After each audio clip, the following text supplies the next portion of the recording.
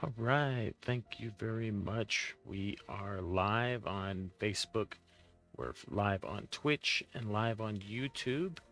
My name is Primal Piggy, and as you can see from the border around me and down here on the bottom, right there, there is a parental advisory. This is going to be talking about mature content.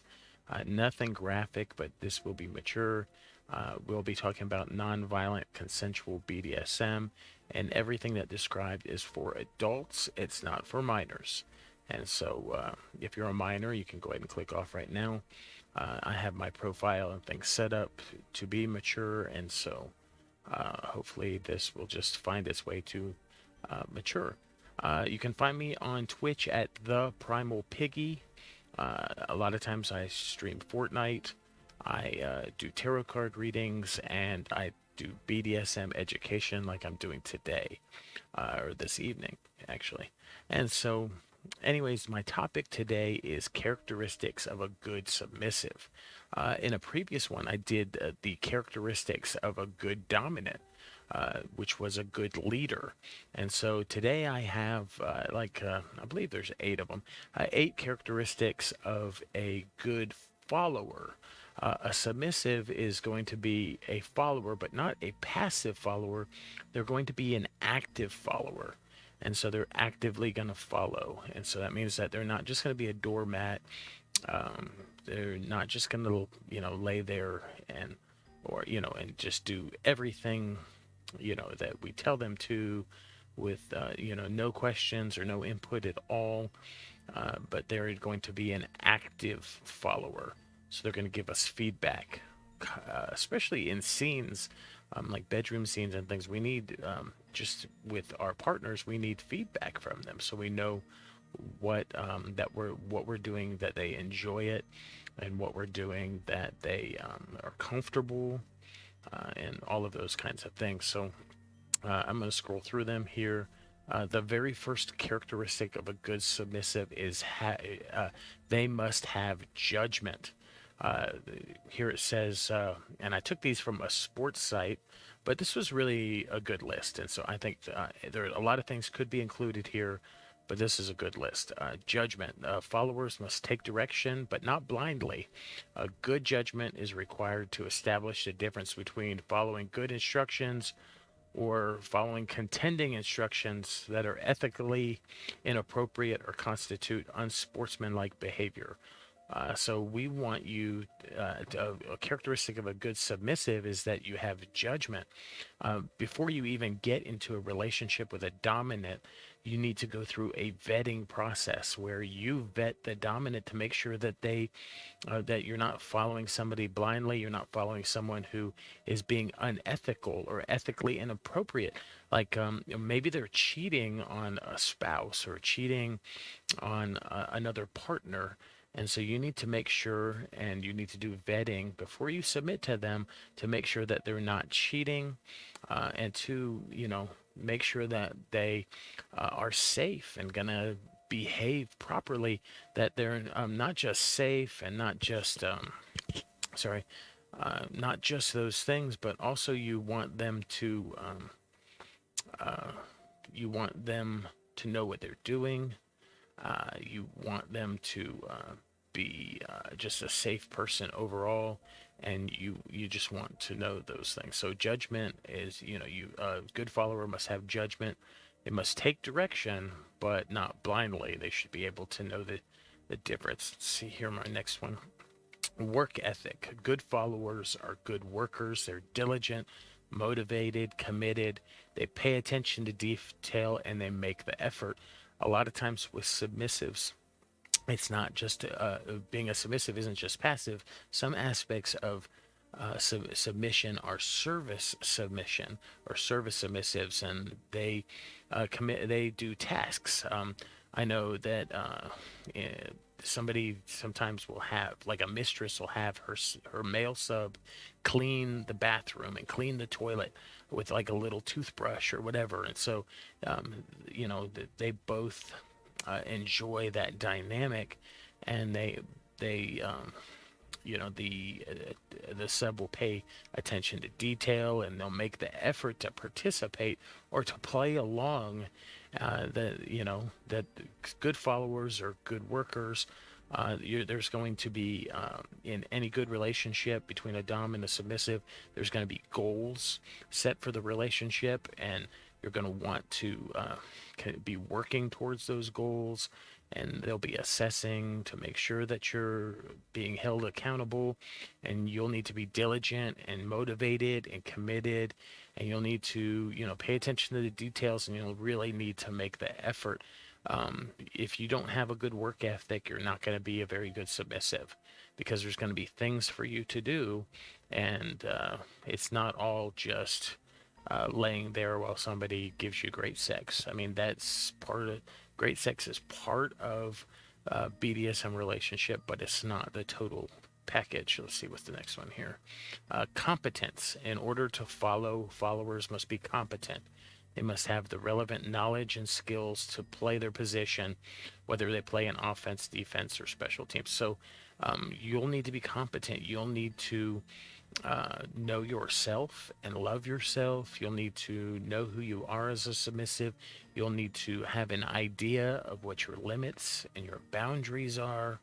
You'll need to know these things about you, and you'll need to know, just like a top or just like a dominant will be doing things to you, like different types of play and different types of scenes. You need to know, like if you're being tied up, you need to know rope safety. You need to know the safety behind the things that somebody else is doing to you, so that you know that they're doing them right, and so that you can speak up if you see something that is going the wrong way, or maybe you have a way you can suggest a different way of doing something to where it is more safe for you. And so in order to follow, you must be competent. You must have the knowledge and the skills to be a submissive and also to participate. BDSM, you must be, we call it risk aware consensual kink. You can't consent to the kink, and you can't be risk aware if you don't know what the risks are that are involved. So you must have a good amount of knowledge and skills. You don't have to know everything, but you have to know some things in order to begin to get started, so you can learn about those things. I'm part of a website called Whips, Chains, and Duct Tape on Facebook. You can go and you can search the archives, and they've been going since 2012. I've been involved for just a couple of years now, and you can search the archives and you can learn a wealth of information just right on that for free. Honesty. Followers have a responsibility to be honest. Respect and politeness are important, and followers also have to be able to offer constructively critical feedback. See, you have to be an active participant, you actively submit, but you also are an active participant in this power exchange relationship. So you have a responsibility to be honest. You need to use your safe word if you need to use your safe word. You don't need to push things. You need to be respectful and polite. There's titles like dom or dominant and master, daddy. Those kinds of things are called honorifics, and they require you to honor. What you're saying is you're honoring those roles. You're honoring the people who are taking those titles, because they will do everything to earn your respect. But you must give your respect, and you must be polite. There is a certain amount of protocol involved with submission. I'm sure there can be like some brattiness in a scene or something like that if it's negotiated. But overall, it's your responsibility to be as a good submissive, to show your dominant respect, to be polite, not only to your dominant, but to other dominants and to other submissives as well. We are part of a broader community, and we should have a certain amount of etiquette, and we should not be bringing drama to our community. We should be able to be contributing to our community. And so The next one, 5, courage. It takes real courage to confront a leader about concerns with the leader or that leader's agenda. So you have to have a good amount of courage. You have to be able to at least advocate for yourself, especially in that vetting process that I talked about at the beginning. You don't need to be a pushover. You don't need to be submitting really fast, really quickly. Your submission is a gift, and their dominance is a gift, and you should be exchanging those gifts progressively and growing in your relationship. You shouldn't just be it really takes a lot of courage to advocate for yourself. It takes courage not to put yourself in situations that are dangerous. You have to take the courage, and you have to be competent, and you need to be vetting, and I see a lot of submissives that are putting themselves in a lot of dangerous things, dangerous situations, because they're trusting people. Why are you trusting people? Allow people to earn your trust. Don't just give it all out freely. And so, courage. Uh, 6, discretion. Followers owe leaders discretion. Talking about the sport teammates, coaches, and other staff inappropriately is at best unhelpful and more likely harmful. So there's a certain amount of privacy. There's a certain amount of vulnerability that your dominant will show you, and that you'll be sharing with your dominant. And so you should have some discretion. You shouldn't be a quick gossip. You should be able to hold the confidence of the struggles that your dominant is having, or the challenges.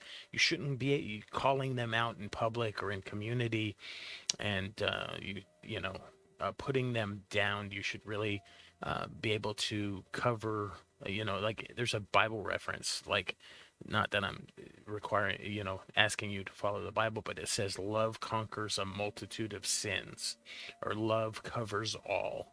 And so really love is like a blanket or a covering of discretion and modesty that you put over your relationship. Love covers the mistakes and those types of things that your dominant may be making. And so, or the areas that your dominant is not yet strong and is growing. And so you need to have a certain amount of discretion and privacy, and you need to be talking not inappropriately, but you need to be helpful and not harmful to your relationship. So discretion is really important, is a good, important characteristic of a good submissive. Let's take the next one here. Loyalty. Wow. This is an important one here. Loyalty is important, and it relies on strong allegiance and commitment. You must be really, you need to have a growing commitment to your relationship. Loyalty it goes along with not cheating. If you're a submissive, you shouldn't necessarily be bottoming for a lot of different people unless your dominant knows about it. When your dominant is aware and okay with, and polyamory, even with polyamory, as I've discussed in the past, it's not like it's not a vehicle for cheating. Polyamory requires a lot of communication, and people are made aware and are knowing about the different relationships and the different types of dynamics and relationships that you have outside of the partnership that you have with your partner. And so loyalty is important. It relies on a strong allegiance and a commitment. A lack of loyalty can cause problems between teammates, or between your relationship. It can compromise performance. It can quality loyalty is not a synonym for lapdog. Followers should remember that their obligation is to the relationship, not necessarily to to any given leader. So really what it's saying is you can be loyal without being run over, or without being a doormat. Remember, you're an active participant in your dynamic, in your dom sub relationship. You're submissive, and you're submitting, and you're giving up your submission, giving your submission over into the hands of a dominant person, but you're an active participant at all times. You're not just there passively. Submission doesn't mean that you can be lazy. Submission means that you are following good leadership, you're working on goals, your relationship is growing in one way or another, or maybe multiple ways, and that you are serving the needs of the relationship, and you are actively receiving from your dom. And so you have an obligation to the relationship, and then if you see anything coming that be uh, can be bad for the relationship, you're loyal to the relationship, and so you're going to stand up and address anything that you see that could potentially be coming against your relationship, and so you're loyal to it. And then this last one here, ego management. Good, excuse me, Rufus. Sorry. Good ego management. Good followers have their egos under control. They're team players in the fullest sense of the concept. They have good interpersonal skills. Success for good followers relates to performance and goal achievement, not personal recognition and self promotion. So you really have to have your ego in check to be a submissive. Um, really, the everything in the relationship isn't all just about you. There are two or more people in every relationship, and so there are other people to consider other than just yourself. Your dominant also has needs and desires and wants. Your dominant also has boundaries and limits that you must respect. Your dom also has a safe word which he or she can use. And so good followers have their egos under control. You really need to be working on your own character, and you really need to be working on these characteristics of a good submissive. If you are struggling, perhaps rate yourself 1 through 10 and kind of see or ask yourself, and be fair to yourself, and what do you see yourself 1 through 10, and then either get with your dominant or a dominant person that you trust and ask them these same questions of yourself, and then compare the two and see what they see and then see what you see, and just kind of know where you may need to grow. And so you need to have good interpersonal skills. You need to be good at communication. If you're bad at all of these things, then being a submissive may not be something for you. And success for good followers relates to performance and goal achievement. And so it's about growing and building a relationship. It's not necessarily about you being some super submissive and then you getting all of your needs met. It's not all just about your needs. There's two persons in a relationship. Pardon me again. My voice gets a little dry when I talk this much. And so there's those 8. I'll go over them real fast one more time. You have to be judgment. You must not. You must take direction, but not blindly. You have to have a good work ethic. You need to be a good worker and a participant, an active participant. Competence. You have to know the skills, and you have to have the relevant knowledge of what is all being involved and how you're playing.